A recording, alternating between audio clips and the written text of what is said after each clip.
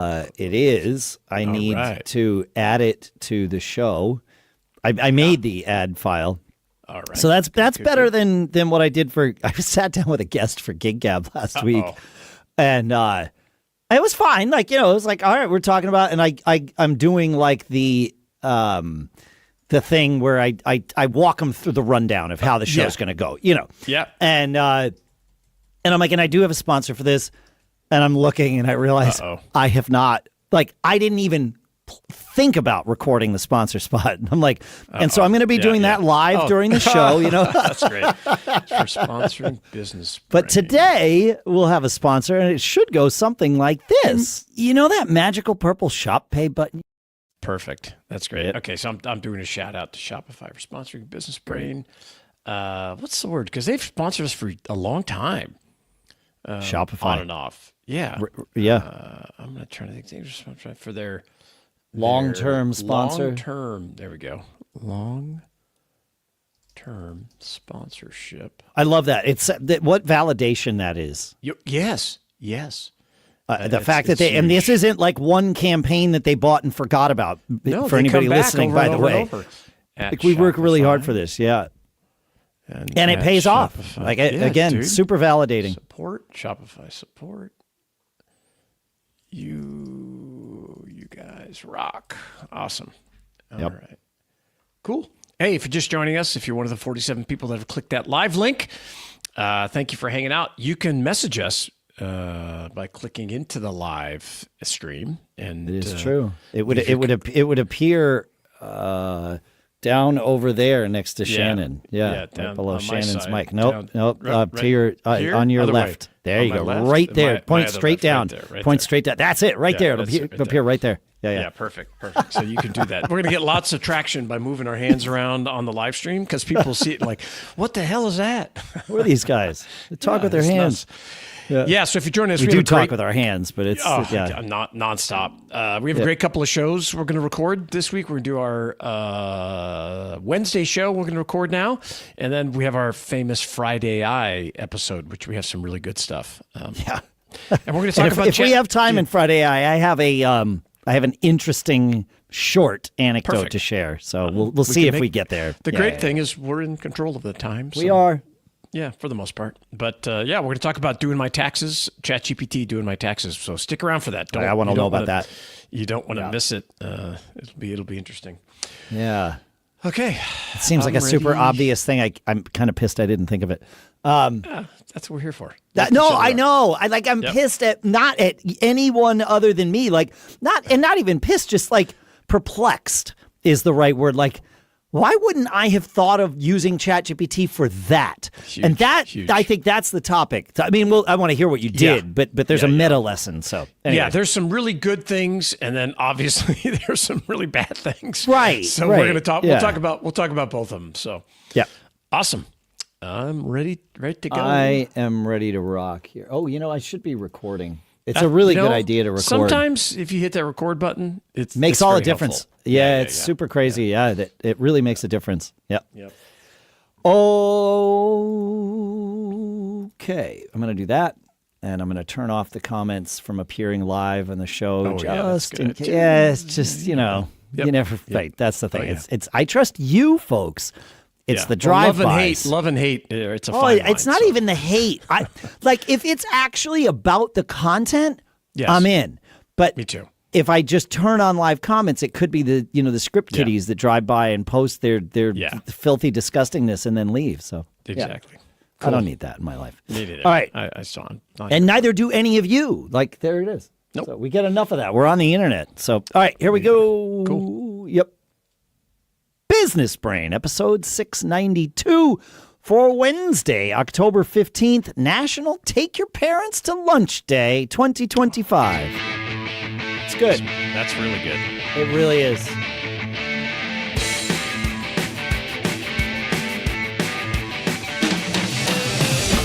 Greetings, folks, and welcome to Business Brain, the show where we take some ideas, some from you, some from us. We crunch them. We dissect them. We use them to tune our business brains every single time we get together so that we can keep on living those charmed lives. Our sponsor for this episode is shopify.com/businessbrain, where you can go to get your $1 per month trial period of one of our favorite services ever for so many reasons. One of the keys to the kingdom, man. It really is. We'll talk about that more later. For now, here in Durham, New Hampshire, I'm Dave Hamilton. And I'm back in Northern California. I'm Shannon Jean. I'm watching this, we don't get much rain in California, right? So whenever we have a big storm, everybody loses their minds. And like the headlines are like, oh, it's Carmageddon when you drive home tonight, and all this kind of stuff. And so the oil on the roads, if it hasn't been washed away, it's dangerous. This is the first big rain. I'm just watching it roll in, and it's getting dark and doomy or gloomy, which is, I like it. I'm here for it. Yeah, I agree. I'm here for it. Hey, we talked recently in an episode, Shannon, about interview questions, our favorite interview questions. We did. Yep. And we got some feedback about that. I wanted to share because some of these are pretty good. That's right. We asked folks to send in their favorite interview questions to feedback@businessbrain.show. That's awesome. That's correct. Yes. And listener Jeff said, I typically interview technical people unless I am asked to sit in on other interviews. Either way, I want problem solvers. So he says, my question is, how many gas stations are in the United States? And he says, the reason I ask them is because it throws them off because they likely do not have a pre-prepared answer for this, right? Yeah. And he says, right. How? Yeah. I'm already, like, as I'm reading this, I'm thinking, how would I answer it? But that's what he's looking for. He says, I want to see how they mentally deal with curveballs. He says, I want problem solvers.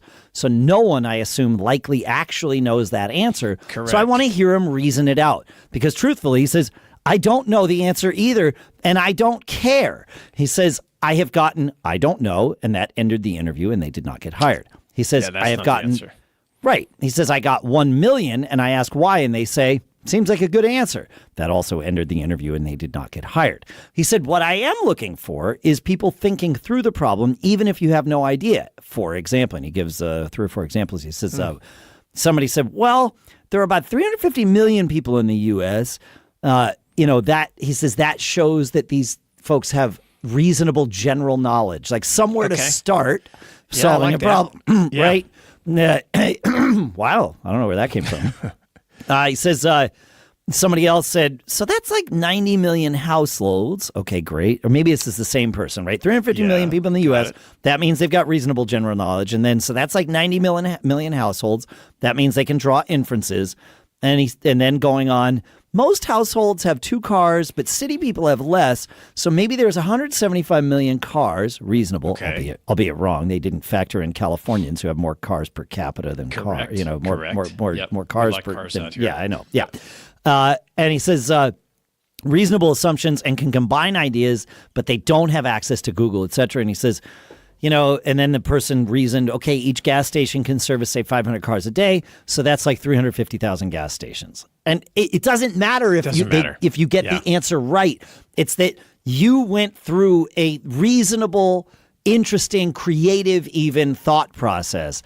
And I love that kind of question. I do too. And it's just you're trying to figure out, can this person think on their feet, and what happens when they're pushed back a little bit? Like if you're like, as from a sales perspective, I'm ready to throw out a number right away.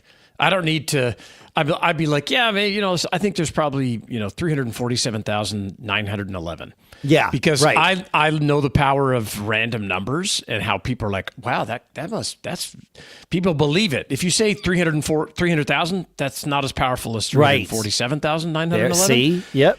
And so I would like jump in it because I firmly believe that you always should tell the truth, but I also believe you should make it fantastic. And that is a big difference. And I didn't make that up. The truth fantastic. Always. And I love this. Yeah, it makes it's an ad, it's a marketing, I forget, some famous ad guy came up with it. And I was like, wow, that is like my life in a nutshell, is trying to spell. So you use the same thing with this is as you're talking it through, even if you're wrong about every number, Doesn't matter. I'm not even sure I would have been right saying there's 350 million people in the U.S. I'd be right. Because I'd be nervous. I'd be like, I don't know, a few hundred million. So I would just toss out a big number and said, yeah. And then they would go, well, how did you get that? And then I would have gone into this maybe. Then you go into your thing. I mean, the idea, really what Jeff is asking for is he is looking to be impressed and even entertained by the way the person is giving the answer. And for anybody on the other side of the table, when you're being interviewed, what they're looking for is are you capable, but also are you someone that I want to come to work and be with 5 days a week? Yeah. That's right. Can you, like you said, entertaining? Because like I would hope my comment, I would be, because he'd be like, dude, you're totally wrong. How did you come up with that so fast? Right. And I would just like, well, I just da-da-da-da-da. Now, if I was being hired as an engineer or some actuary or accountant, maybe I'm not that guy. I can tell you I'm not that guy. Right. But if I was exactly. if I was hired to be a sales guy, I'd be like, yeah, dude, come on. Because, in sales, you have to tell directional truth. Truths. There's no doubt about it. Yeah, no, you share the selected pieces of truth to lead people to buy. Yeah, you're not lying to them, but you're not giving them. You're not just lying. Throwing every fact in the world at them. You have to control how you roll it out, and you have to understand that. And if you're not comfortable doing that, you're not going to be a great salesperson. You're not in sales. It's just get out of that. Doesn't business. mean you're not going to be fantastic at another role where guys like BSers like me don't do well in, and that's awesome because we're all geniuses at something, right? Yeah. So I asked ChatGPT while we were sitting here. Yeah. It says there's no single definitive number, but reliable estimates suggest there are somewhere between 120 and 160,000 gas stations in the U.S. Yeah. See, one source claims 200,000. Well, actually, it claims 196,643,000. There you go. See, yep. Another one was like 160, but somewhere in there. One last one from Todd, but send yours in to feedback@businessbrain.show. He says, one I ask is, what would you put on a bumper sticker? Could also be, what would you put on a billboard? He says, but for some reason, I like bumper sticker. This can get to something they believe in or feel strongly about. He says, one of my bumper stickers would be, explaining it does not excuse it. Oh, that's interesting. I like that. He says, I have found many times people feel if they explain why they did something or what happened, that will excuse the outcome. For example, Fred was late for work again. Fred, we've discussed this before. You need to be on time. Fred says, well, there was a lot of traffic. It made me late.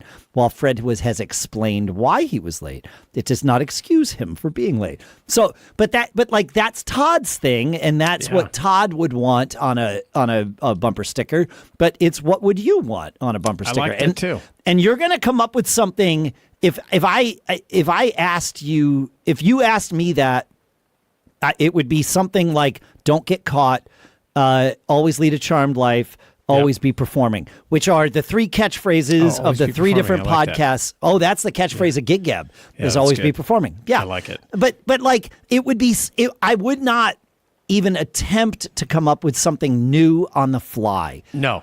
I would come up with something that I already know. That's I would pithy. think about an actual sticker I put on my truck. That too. Like I love talking to people and having them try to pigeonhole me like politically, because I think it's an interesting discussion. And I love discussing different ideas and concepts. And I remember I had a bumper sticker during, I don't even remember which presidential election it was, but it said Kenobi. Nice. 2016. Obi-Wan. Yes. Yeah, Kenobi, for president. And it says, hey, I'm interested in this, but you don't need to know who I'm going to vote for. Right. And why does it matter? And let's talk about it. And then we can talk about it. Yeah, exactly. Some kind of different ideas and all that kind of stuff. But with the bumper sticker or billboard question, you are going to get a core truth out of the person, because they're not, unless they're really good on their feet, and even that is a good skill to have, and you probably want to hire them anyway. But otherwise, you are going to learn something about them, because in 5 seconds, I don't know that I could come up with something that's going to be engineered in that moment to please you. I'm not that good. I'm really good on my feet. I mean, I've been podcasting for 20 years. I come up with some really very good, pithy catchphrase kind of things, but only accidentally. Like I can see it. Oh, totally accidentally. When they happen, I watch them formulate in front of me. And it's like, oh my God, I could see the T-shirt in my head. Yeah, exactly. Like when I said mistakes are tuition, it was like, right. Oh, I could have that bumper sticker too. So you exactly. But, you could say that. Yeah, that would be another one. Or every business is in the customer service business, right? Yeah. But like those things don't just come out of my mouth all the time. If you've listened to the show for 11 years, right? Conjuring, yes. And then all of a sudden you get like, oh, that's Bing! a good one. That's a right. good one. That's a good one. Yeah. And we write them down. I have a whole list. Right. Exactly. Right. But like in the moment in an interview, it's going to be something the person already has. Yeah. And it's who they are. You're trying to get at the heart of who they are. And that love that. Yeah. And that's super valuable, man. Super valuable. Because I think we talked about the show. You can train somebody to do anything for the most part, unless it's not some crazy technical thing or whatever. But personality, even that, I think, and their core beliefs and stuff. That's really important. That's what you need. Super good, man. Super good. We have a question from listener Andrew that we are going to get to. Sweet. The next thing that I want to talk about is our sponsor. You know that magical purple shop pay button you see when you're buying something online? The one that makes checkout feel like it's reading your mind? That's our sponsor, Shopify. And at that same platform that makes it easy to buy is what makes it incredibly easy to sell. I use Shopify for merch and more, and it's what I wish every entrepreneur had when they first start out. And if you're starting today, guess what? You can. Shopify powers 10% of all e-commerce in the U.S., from big names like Mattel to creators just launching their first idea like you or me. You get hundreds of beautiful, ready-to-go templates, no coding required, and you can manage everything: inventory, payments, analytics, and even marketing, all in one place. And that purple shop pay button I mentioned, it's not just pretty. It is, but it's also the best converting checkout on the planet. Your customers already love it. I mean, if that button were a person, it would probably run for president and win in a landslide. So if you're ready to sell smarter, not harder, and live your charmed life doing it, it's time for Shopify. Turn your big business idea into ka-ching with Shopify on your side. Sign up for your $1 per month trial and start selling today at shopify.com/businessbrain. Go to shopify.com/businessbrain. One more time, shopify.com/businessbrain. And our thanks to Shopify for sponsoring this episode. All right. So Andrew has an interesting question. He says, I have several rental properties and a separate business doing custom wood and metal fabrication. Both are sole proprietorship LLCs. That part probably is important. Okay. Says I grew up working in the trades, so I do all the maintenance and repairs for my rental business, which means when I'm working on a house, I'm not in my workshop. So I'm trading time for one business for another. Been there, done that. Yep. As I've acquired more homes over the past 23 years, I have become my biggest client for wood and metal related or all repairs. Should my fabrication business bill my rental property business just as I do every other client? If not, I fear my rental company will bankrupt my fabrication company. Are there tax advantages or repercussions for one company billing or not billing the other? Says, I'm sure I could talk about this with my CPA and lawyer, but it seems like a valuable podcast discussion topic. And I agree that your attorney and CPA would be a good final word on this. But that said, I have thoughts on this. Do you? I do too. Okay. Absolutely. Go, you start. Go ahead. I'll give you an example. Out here, there's a group of commercial buildings where I've had buildings throughout this complex as I grew and everything else. Sure. And the guy who owned this commercial development, his name was Phil. Yep. And super nice guy. I got to talk to him through the agent and all that kind of stuff. Always around and everything. And I didn't really pay attention to it, but I noticed there was all these maintenance trucks coming around, and on the side of the truck it said Philco. And one day I went to this guy, Phil. I saw him out. We used to barbecue all the time in the parking lot. He'd always stop by in good timing on Fridays. And I'd be like, Phil, what's up with the Philco thing? Is that your company? He goes, oh, yeah. He goes, well, I have these buildings. It was him and his dad that got this company going. He goes, we started the maintenance. We were always doing maintenance, all that kind of stuff. Now, his reasoning was, we got so good at it, we realized we should be in the business of commercial building. Okay. So, it's kind of the reverse of what Andrew's talking about here, right? Yeah. So, but I would say Andrew should also look at that as like, well, this could be a standalone entity that it is. That's the problem. You should bill. To answer the question, I think absolutely you should be billing the rental company for the services that the metal and woodwork and maintenance business is doing. No doubt about it. Okay. In my opinion. Yeah. I don't, because they're both LLCs, I don't think it would matter from a tax perspective. I agree with you on that. Yep. That said, whether you actually bill and whether money actually changes hands or not, I think there is huge value in tracking this internally, because if you ever wind up selling one company or the other, right, you want to know how your margins work. Yep. Right. And whether, and this is a question that you might not like the answer to, or you might like it a lot, but is your rental business profitable while also paying another business to do all the repairs and have that business be profitable, right? Because you could be covering up this stuff because you're over there all the time doing it. We do the same thing. I have, we own vacation rentals, and I do a ton of the work, and it's like, for us, it is kind of, the expenses are kind of hidden, right? Because it's my time. Right. And I, to your point, Dave, about valuating the company, you may not think you'll ever sell your business, but someday you never know. Somebody could come along and say, especially a rental property business like that one, I'm presuming that the majority of the owner work that's done is this, right? So really that business runs without you as long as it is profitable after paying your other business to do the work that you do.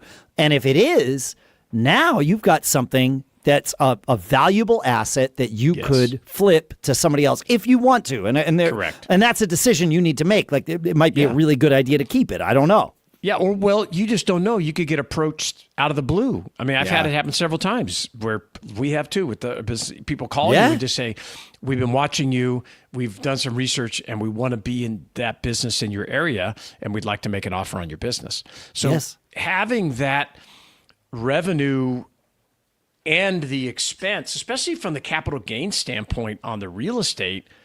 There, again, you got to talk to an accountant, but you got to talk to an accountant who understands that business. But there's definitely, I believe, some benefits to expensing and on the real estate side and depreciation.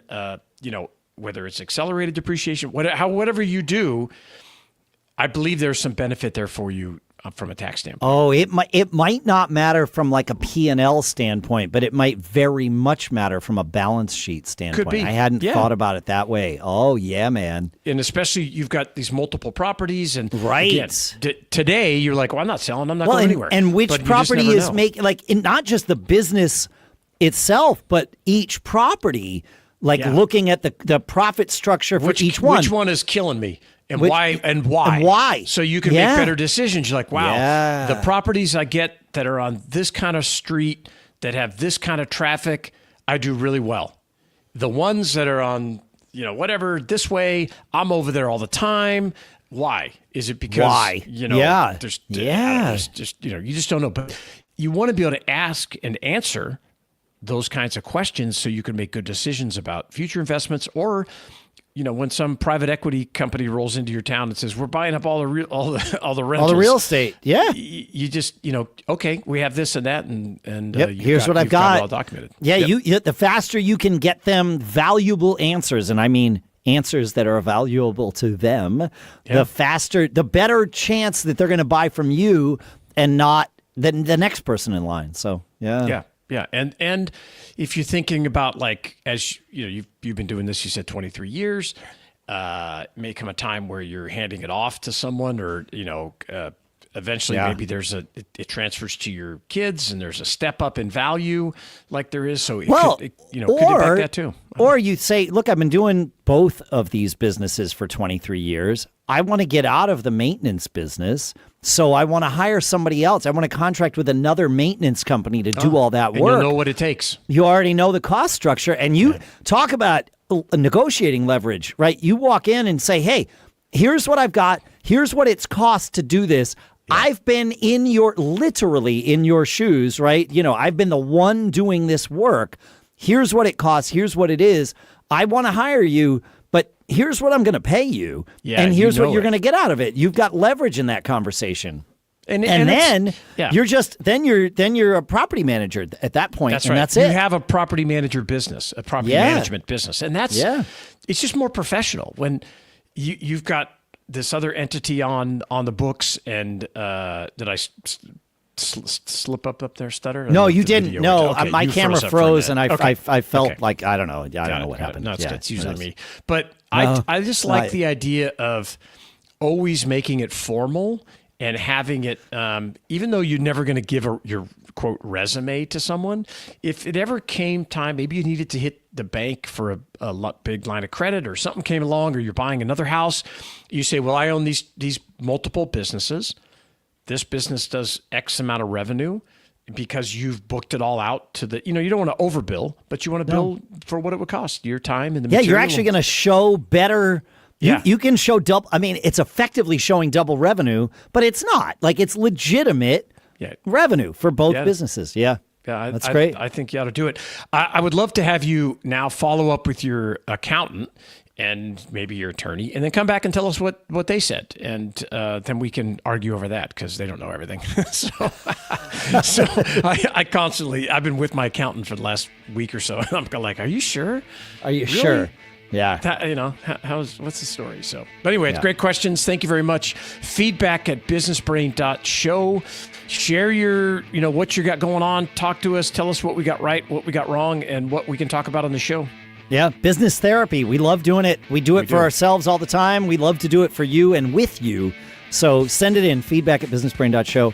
Thank you to Jeff, Todd, and Andrew for this episode's feedback, and we'll see you on Friday. Keep living that charmed life. Yeah. See ya. All right. We're out. Good. Cool. So now, for the 422 of you on the live stream, we're in between the episodes, so Dave has to do a few little quick uploads, because what we do here, which is a little different than other shows, is we don't do a ton of editing, ton of stuff on the back end. We'll prep these shows and push them out quickly, and so he's getting ready for me to run do a little stuff to it at the end, and we'll get them posted right away. So that's right. It's good. And now I'm up on the big screen here. So I put you on the big screen. I figured I should do this. Like, that's a good idea. Yeah. I just got back we had our Content Cowboy. How did that go? Second year convention. It was amazing. We rented a huge, big Airbnb with a big pool and a swim bar and a bunch of entertainment. That's awesome. Yeah, it was really great. We had planned we're going to go do this stuff, do that. But other than we took the Waymo to In-N-Out because there was a bunch of people that had never been to In-N-Out before. Yeah, sure. Yeah. And I hadn't been in a driverless car before, so it was pretty cool. There you go. First time. It literally took about 30 seconds for me to be in the driverless car for me to realize, oh, this is definitely the future. This is way better than having a human driving a car. Yes. I love to drive, but let me tell you, if I could climb in the back of my truck and get some work done or take a nap while this thing drove me up to the mountains, I can't wait. It's going to be amazing. I mean, it's Waymo now, but I've always said if and when driverless Uber is ubiquitous, there's several things that are going to happen. Number one, I'm not going to own a car anymore. Mm-hmm. Also, I don't need a driveway. I don't need a garage. The next time and I'm going to ruin you, but you're going to like it, folks. The next time you go to a city, look around at all of the places that we as the people, society, have reserved for parking our cars when we don't want them. Yeah, most of the day. Which is, I think it's probably 95% of the hours that we own a car, we don't want it. Yeah. So we spend all this money and we dedicate all this space. Yeah, it's crazy. It's crazy. Think about how much space we would reclaim. It's going to be amazing. Every car on the road was just on the road all the time. Yeah. Now, caveat, I want to be able to still own my own car and drive it myself when I need it and park it in my driveway. I don't live in a city, so it's different. But that's my only true concern about driverless cars is waiting for some politician to eventually tell me that it's just not safe and you just can't drive anymore. But that'll be a long way down the road. Probably a battle my kids will fight, not me. Exactly. So I love it. And it is one more indicator, in my opinion, that we are entering the golden age. Yes. The cities will be redesigned. Right. Systems you won't have will parking update. garages. No. You could turn parking garages into parks. Whatever. Yeah. Exactly. Yeah. Yes. At a minimum, housing for other people, right? Because there's never enough housing. There's never enough. But not housing for freaking cars. For cars. Yeah. But the people that don't want this, I would assume, are auto manufacturers. And parking lot owners. Parking lot. But the auto manufacturers probably a larger business because it means they're like, if my off-the-cuff number is correct, and it's 5% of the time that we own a car that we actually are driving it and we want it, well, then that means that they are going to sell 95% less cars. Yeah, it's inevitable, dude. And I know. It is. And I think companies that are focusing on this now are going to accelerate. They're going to clean up. Yeah. Unbelievable. Yeah, it's going to be great. I'm excited about it. So it was cool. But we wound up doing absolutely nothing but being around one another, talking about business, also talking about a lot about family and spouses and kids, but all from an entrepreneurial standpoint. How do we be better husbands, better fathers? It's great. It was really impactful. And there was a handful of folks that I'd never met other than on X, where we congregate. And it was super powerful and left a lasting impression on me. And I'm looking forward to next year. It was great. We had a big swag table where we all exchanged. It was obligatory that you had to bring swag. So we had shirts, hats. I love that. All kinds of stuff. Yeah, it was really great. That's smart. Yeah. It was nice. Had a good time. Yeah, had a great time. And the weather was great, even though it was Arizona. It's this time of year. It's not too crazy. So it was very good. And I always talk about it, getting a peer group, finding your community, and talking with people that are like-minded. Because especially as an entrepreneur, man, I always feel like I'm speaking a foreign language a lot of times. And it's nice to have people that are not foreigners in that conversation. Yeah. Yes, community is everything, and we have some more news coming soon about that too. So I'm excited. Yep, great. I'm ready to rock here. I'm ready too. Ready to do Friday Eye? Yep, I'm ready for Friday Eye. Okay, here we go. Business Brain, episode 693 for Casual Friday Eye, October 17th, National Clean Your Virtual Desktop Day, 2025.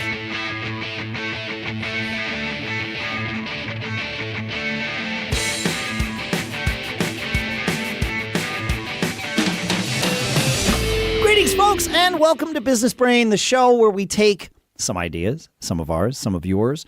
We crunch them, we dissect them, we use them to tune our business brains every single time we get together. Sponsors for this episode include Shopify.com/businessbrain, where you can sign up for your $1 per month trial period and start upgrading your selling today. We'll talk more about that in a little bit. For now, here in Durham, New Hampshire, I'm Dave Hamilton. And out here in Northern California, I'm Shannon Jean. I love how Shopify, I think they've sponsored us on and off for I want to say 5 years, man. It's been a long time. It's awesome. I love having them come back, and they are, it's just an amazing resource for entrepreneurs. So I love it. It's really cool. It's so easy to use. It's great. It's crazy. It's amazing. It's Friday Eye, and we have some listener feedback about this. Feedback at businessbrain.show is where David sent this in. He says, hearing you talk about Replit recently prompted me to want to share my vibe coding example. Replit's a platform where you can build apps. He says, I run a local sports media operation that covers high school games in my town. Nice. I live stream the games. I do play-by-play. And I also write recaps after every game. Amazing.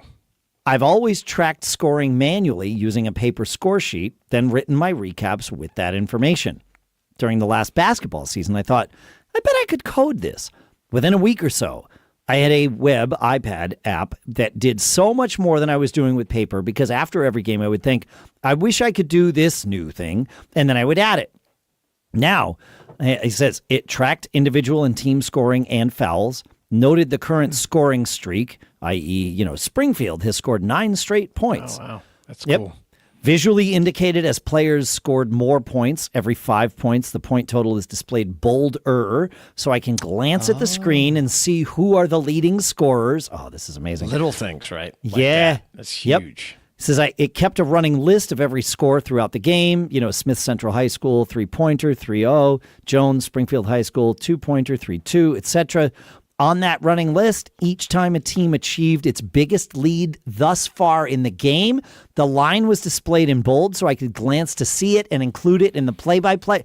Like, this is what, oh, dude. And he says, finally, and most important, I included an export function that generated everything in a format that I could feed to Claude, where I have a project with years worth of my own sports writing. By the end of the season, I was posting game recaps before I even left the venue.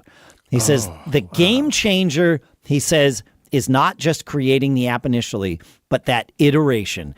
I literally was able to add new features that I cared about, no matter how niche, as I went along. He says, I'm hoping to get a football app built by the fall, but it's proving to be even more complicated than basketball. I can see that. But like, this is amazing. And he used Replit to do it. It is amazing. And it's all vibe coded, right? Like, there's no... Yeah, make it go bold when it does this, and make it do this. But you don't have to know how to code to do what David did. You just have to know what you want, and that's it. It's really, this is amazing. Yeah, and it'll also teach you, because writing it and then deploying it can sometimes be different, right? And Fair. I have to do a connection with this, or I want to do this, and it Replit would just teach me how to do it. It's like, go get an account at this place. Right. Go do this. You sign up and then change this to work this way. I love that. And I can't help but thinking you should start a business and offer that as a service to other local newsletter people or broadcast people or something like that. That sounds like a very useful, $10 a month SaaS product right there. I was this guy for a couple of years, not the app creator, the sport, the youth sports kind of kids growing up. Yeah, right? exactly. Yep. And I would have paid for this app because it would have made it more fun for the kids. Yes. It would have made it more fun for me in real time to be able to say, all right, that's his longest run of a game so far. You could watch the game more. Exactly. Because you're not writing stuff down. You get to be in it instead of being so much of an observer of it. But then at the end of the game, being able to publish the thing. Like, I never published a game recap because I didn't capture anything. Yeah. I was just talking through the game. But if I had this, I could just just push buttons. And here's the thing. I know David's doing all this by himself. David doesn't have to be the only one pushing buttons. He could have somebody else putting in, somebody scored. So now he's just doing the play-by-play. Somebody else is putting in the stuff, but it's showing up on David's screen because it's a web app. Or he could just be talking, right? Can't he you could just dictate to it. Well, but now it shows up and says, this is their biggest lead so far. Right? Yeah. So this is awesome. And I would also a fast-growing niche business is our local newsletters. Like, this is what's going on in your town, your county, whatever. And it just seems like this would be such a perfect thing for a local newsletter person to include. Yeah. Hey, here's the highlights or rundown from Friday night high school game.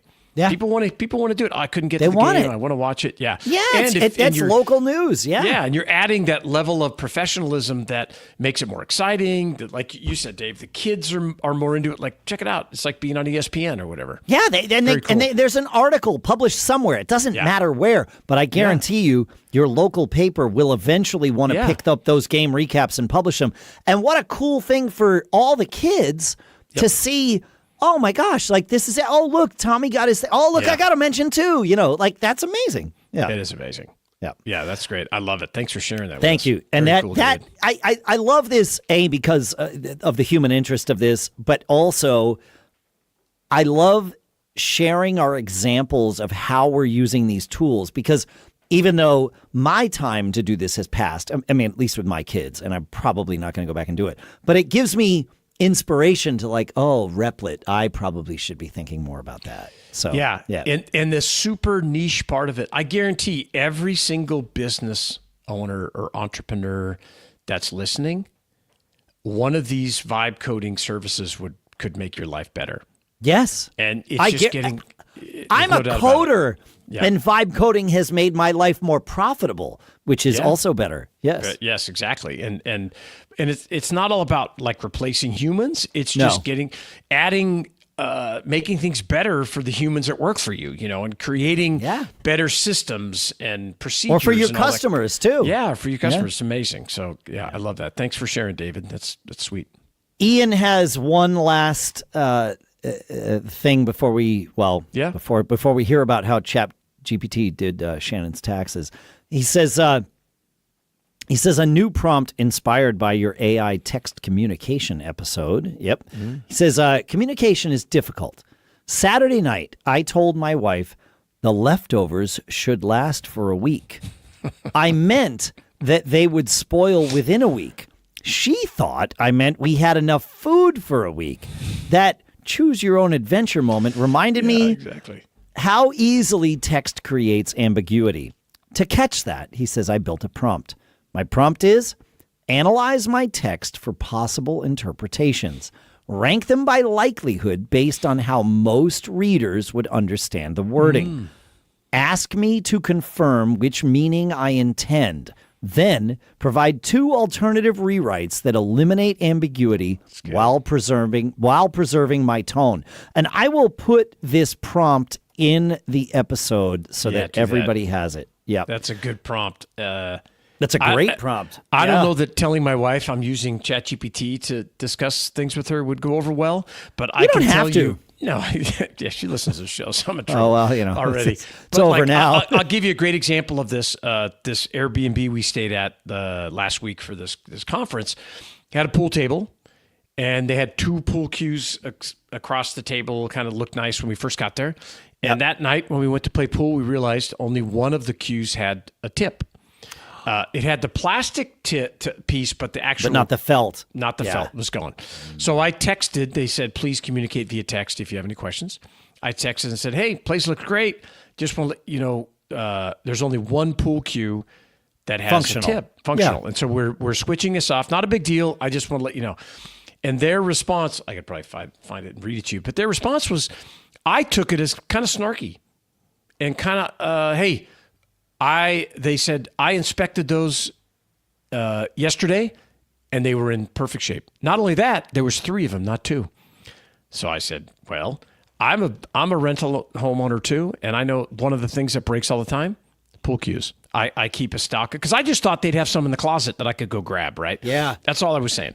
But they were in a 5 seconds that they responded, they were, you're wrong, and you stole the other pool cue or something like this. Wow. I could see that with so much customer service handling via text now, that would be very important, because it would be good to ask or maybe automate, hey, before you send that text, this is a probable how it's going to be interpreted. Because I was instantly like, well, these people, it was like a professional company, but I was like, I don't know. And I actually snapshot it and sent it to my wife, because we manage these vacation rentals all the time. And you have to go over the top to be friendly, because it's text. and it's flat, and everybody interprets it differently. And so I was like, well, let me just take a video and I'll walk around. I'll show you there are no cues here. I've been here. Everybody flew in. We're not taking, $10 pool cues home with us. And here's the tip. And even if we had broke the tip while we were there for the one pool cue, that's a consumable item. And that is consumable. Correct. So in their defense, after I went back and forth a little bit, they ordered new ones and had new cues show up. Oh, nice. Was it the next day? The next day. So it was great service, but it was interpreted. It already set an antagonistic relationship. So I love this from a commercial or business perspective, that having the AI review these things before you send them could be really powerful. Oh, that's brilliant. I have a meeting next week with one of my businesses where I have not been in charge of customer service in this business. That is not a slight against the people who have, but they're not as obsessive about the concept of every business is in the customer service business as I am. And we're noticing that we're having a decline in customer satisfaction, and all of our CS is handled by text. So again, just what I was saying before, your example doesn't resonate with me specifically because I don't own properties. Yeah. But the idea of beware when handling CS by text, its tone absolutely resonates. Hard to set the right it's tone. Hard. You have to text. Go over the top via text. It should have been like, hey, Shannon, we hope you're having a great time. So Thanks sorry for about us. this. Yeah, sorry about that. Thanks for alerting us. We're gonna just order. You're gonna order it anyway. So it's gonna happen. Why tell me I'm wrong 2 times? But an AI precursor to that chat, whether it's email or chat, could have said, hey, the probability of this being interpreted negatively is 93%. Super high. Yeah. Here's a new way to say it. Yeah, it's cool. Right. That's a great prompt. Thanks for sharing that, man. I want to hear about how ChatGPT did your taxes, Shannon, and we'll do that in a minute. The next thing I want to talk about is our sponsors. And you know that magical purple shop pay button you see when you're buying something online? The one that makes checkout feel like it's reading your mind? That's our sponsor, Shopify.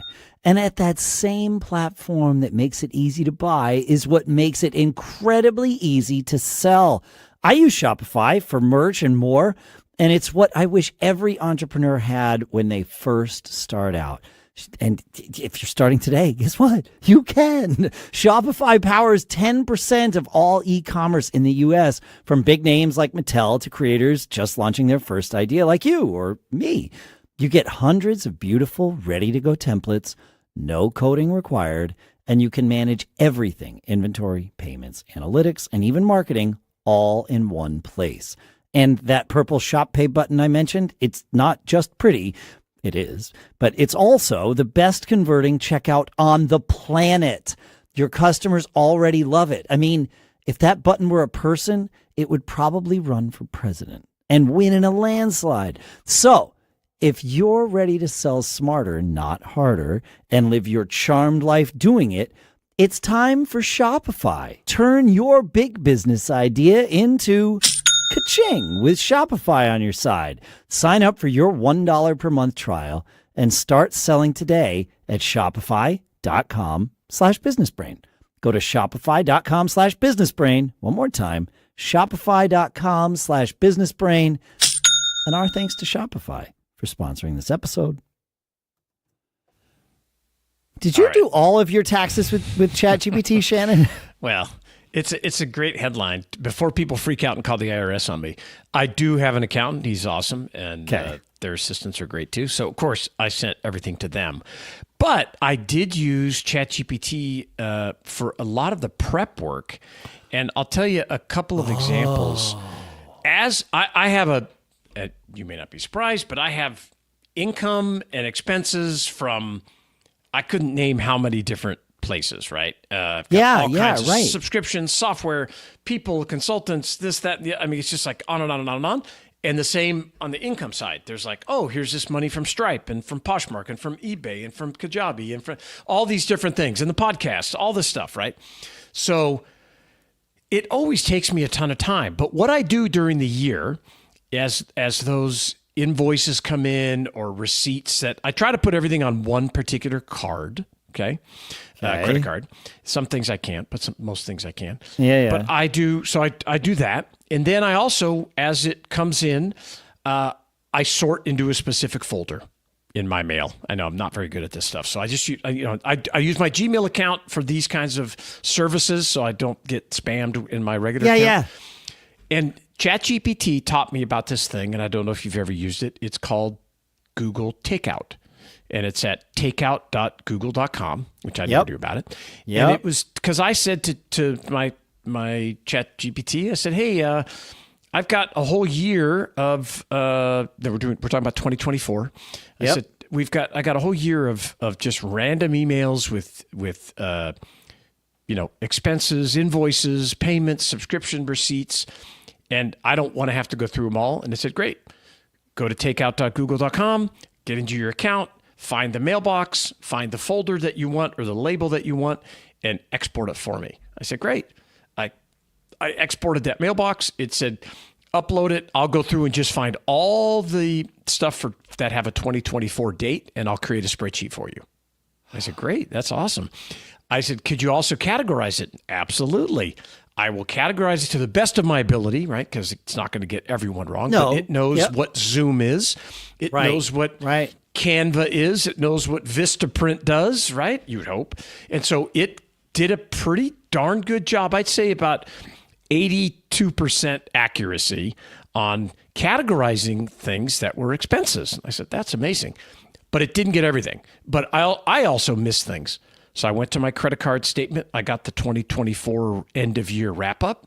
I uploaded that to ChatGPT and I said, make sure there's no duplicates, but I also want you to find what I could have missed. What looks like a business expense for you? And I want you to be very liberal about that. I said that. I want you to be a wide lens of what could be a business expense. We'll filter on the other side. I'll filter. It created another spreadsheet for me, and I had to go, and I would say that one was probably about 77% accurate. I had to remove like a bunch of Amazon personal stuff. Would it have been 77.2 or 77.4? Because you can only go so granular, dude. Okay. So I had to do this, and I said, great. And then I have a bunch of 1099s.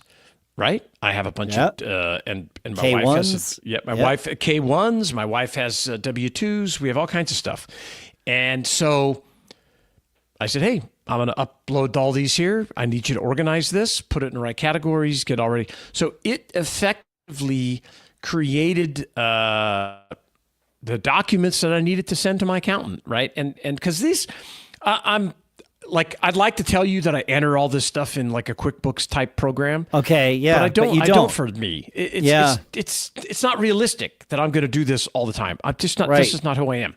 So it really helped tremendously to get all the prep work done that I could send it. Yes, I caught some errors and I had to double check things and I had to go, okay, the total that I have in the spreadsheet that I manually added up, does that total match the one that ChatGPT did? And it showed me why sometimes it was some differences because the way I had things sorted on the spreadsheet, it's looking for patterns and it was missing a couple things. But I kind of walked through and I iterated to where I got very comfortable. And it was awesome. It's just another example of a way to use these amazing tools to save you time. That's really smart. Great. Because it's the prep work where I always find I wind up sort of cutting it short. Right? Yeah, it's like, I'm exhausted. And I miss this stuff. This is enough. I'm sending it off. Yep. Whereas I do the same thing. I could do my version of it and maybe not quite get to the point of exhaustion, but get to that 50% mark where I've pulled it all together and then take that and ship it to ChatGPT and say, just like you did, say, hey, you go through this now. What did I miss? What do I have? Yes. And then the final part really is you get it to your accountant and say, okay. And then send it to my accountant. And then they double or triple check it. And, I always joke to my accountant about decisions. I always say, is this a a prison decision or a penalty decision? Yes. And you would I like imagine I'm that. comfortable with one of those if Yes. it's like, well, we think you qualify for this. If it gets declined or something, whatever, there may be some kind of penalty. Yeah, they got got to recapture something. Yeah, I'm looking at the cost analysis and trying to figure out, because I think it's your patriotic duty to pay the minimal amount of taxes. I agree. Yep. I believe I've paid more taxes than probably, I don't know, 82% of the people in the country. And so I feel like I've paid enough, and I want to pay everything I'm obligated to do. I want to pay, but I also want to take every single write-off and expense that I can. It's running my business, and this is just one more way that it's helped me, and it's the first year that I've done it, and I think it's worthwhile. I love this. That's outstanding. Cool. Given the GPT, your credit card statements is a game changer in general. That's perhaps the most. It will tell you stuff. Meta lesson here. The prompt, one of my favorite prompts is I upload the statement and I say, "What am I wasting my money on?" And dude, and I'm like, be harsh. Yeah, I'm looking for tough love here. Yeah. And it'll come back. It'll say, "Did you know you're spending $180 a month on streaming services? Did you know that you're?" I mean, it gets pretty granular. I love it, and it works great if you live your life with a credit card, which I do. Same. I run every dollar through a card. We pay them off every month. Sure. But you get all the rewards, and yeah. And I just, from a tracking standpoint, excuse me, I don't write checks if I don't have to. Yeah. And I need an assistant that can analyze this stuff for me. Works great. Oh yeah. Oh, that's brilliant, man. Yeah. I will share, before we go, I will share a meta lesson here for me. And that is, when you put this topic on the agenda, I said, dang it, why didn't I think of that?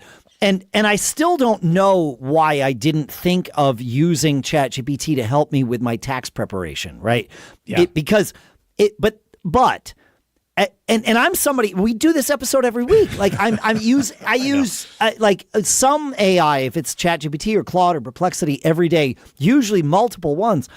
And the fact is, I did not think of this until you said it. And that means you folks, whatever you are doing with ChatGPT that you think is super obvious to me and Shannon, it's not. No.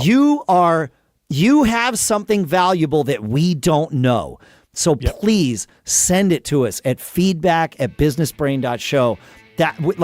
I guarantee you, sure, some of the stuff maybe we've thought of, but we're going to share it anyway because somebody else out there hasn't. Well, you use it different, and you want to share it. And you're going to use it different. Yeah. So please send it to us. We definitely want to know. Feedback. Share it with the community. Feedback@businessbrain.show. We're all in this together. We're just, Shannon and I are just the stewards. Send it in. We want to share it. And keep living that charmed life. And I hope you have a great weekend. And we'll see you next week. Take care. See you. All right, we're out. Awesome. I have one comment that I will share before I forget about it. And that is, go back and listen on both of these, on one of these episodes. It doesn't have to be both, because the thing happened on both. You were actively replying while I was reading the person's thing. Like you were engaging with it. And if we were in person, that's a normal thing. But we've learned we don't do that when the other person is sharing an idea. But you were doing it when I was reading the things. And I want to listen back too, because might be fine. It didn't throw me off, but I was more worried about, are we creating like a stress listening scenario where it's confusing for the listener? So I'm going to listen. I'm going to listen too, because I don't know the answer to my own question here. Okay. No, it's good. That's relevant. 11 years in, I'm still trying to get. We're still trying to get better. It. Yeah. But again, always. I don't know the answer. It didn't. I was fine with it, but I've been doing this for a long time. Yeah. As of you. Yeah, you kind of hear it. Okay. Yeah. That sounds good. But it was like, is this going to throw people off if they're listening in their car or whatever? So that's the only. Yeah, that's the only thing I noticed. Perfect. And it happened both both times. So it was like, all right, there's a habit here. Yes. Either keep it or dismiss it.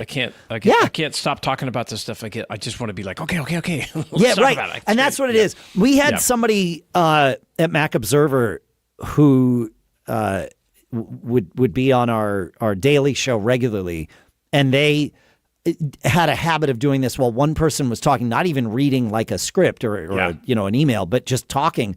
And it would constantly be this, okay, yep, okay. And it's like, yeah, in person, that prompting is normal. Natural and normal. But when listening to a podcast, what happened is it sounded like, to the listener, it sounded like they weren't listening. They were waiting to speak. Oh, yeah. And we'll listen. Yeah. So I'm going to give a listen. Yeah. Yeah, me too. Hey, if you're one of the 632 people on the live stream, thank you very much. We're going to edit here. These episodes will be out on every podcast platform on the planet, Wednesday and Friday, and we appreciate you hanging out with us for a while. Take it easy.